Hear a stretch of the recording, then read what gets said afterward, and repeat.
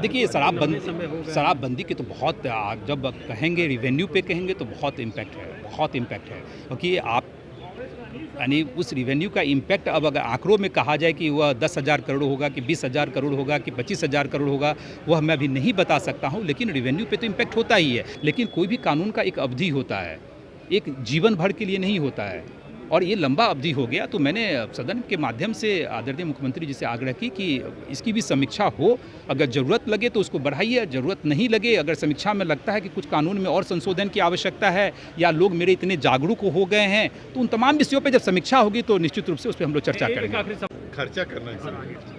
हम आप लोग के मुद्दा को उठा दिए। शराबबंदी कानून हम लोग लेकर के क्या सदन में आपने करेंगे, आवाज बेइज्जत उठाई, कर क्या रही कहेंगे? है। मैंने आवाज़ नहीं उठाई, मैंने सरकार से मांग की, मैं अपनी ही सरकार से जो है मैंने चर्चा के दरमियान, जो कि मद्य निषेध विभाग का भी आज विषय था, चर्चा के दरमियान आदरणीय मुख्यमंत्री जी भी थे। मेरा सौभाग्य था कि आदरणीय मुख्यमंत्री जी भी सदन में मौजूद थे। मैंने उनके आसन के माध्यम से आदरणीय मुख्यमंत्री जी का ध्यान आकृष्ट करने की कोशिश की कि आदरणीय मुख्यमंत्री जी, आपने बहुत सारे क्रांतिकारी निर्णय लेने का काम किया है और बिहार में उसके बदलाव भी हम लोगों ने देखा है।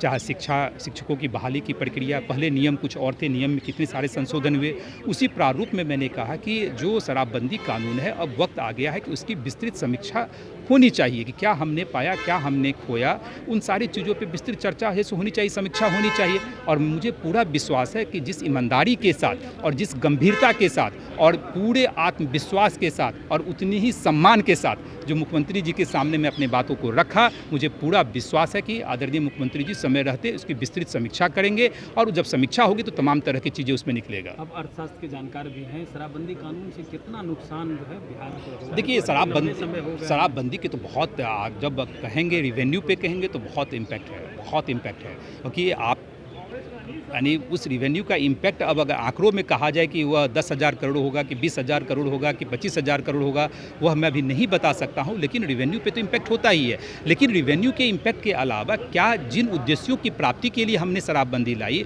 उस उद्देश्य की कितनी प्राप्ति हुई, उसको भी देखने की आवश्यकता है।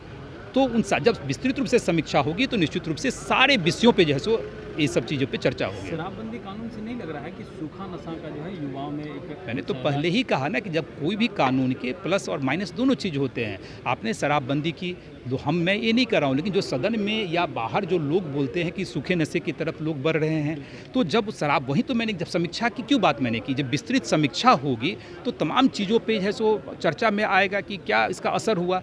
और जब सरकार को लगेगा कि कानून को रखना चाहिए या संशोधन करने की आवश्यकता है या नहीं रखने की आवश्यकता है, वो सरकार निर्णय लेने का काम करेगी। ये सफल नहीं हो पाया है कानून सही से? ये कैसे कह सकते हैं सफल नहीं हो पाया? आदरणीय मुख्यमंत्री जी ने जितने निर्णय लिए हैं सब सफल रहा है, लेकिन कोई भी कानून का एक अवधि होता है, एक जीवन भर के लिए नहीं होता है और ये लंबा अवधि हो गया। तो मैंने सदन के माध्यम से आदरणीय मुख्यमंत्री जी से आग्रह की कि इसकी भी समीक्षा हो, अगर ज़रूरत लगे तो उसको बढ़ाइए, ज़रूरत नहीं लगे, अगर समीक्षा में लगता है कि कुछ कानून में और संशोधन की आवश्यकता है या लोग मेरे इतने जागरूक हो गए हैं, तो उन तमाम विषयों पर जब समीक्षा होगी तो निश्चित रूप से उस पर हम लोग चर्चा एक करेंगे। आखिरी सवाल ले लेते हैं। आरजेडी के विधायक हैं भाई वीरेंद्र, उन्होंने कहा है यूजीसी कानून लागू करना होगा, 85% हम लोग हैं, ये लागू होकर के रहेगा, नहीं तो पूरे भारत में हम लोग प्रदर्शन करेंगे। भाई वीरेंद्र किसी का सम्मान नहीं करते, उनको पता है कि यूजीसी का मामला सुप्रीम कोर्ट में है। जब कोई मामला सुप्रीम कोर्ट में होता है तो सुप्रीम कोर्ट के मामले में किसी को भी बोलने का कोई अधिकार नहीं है।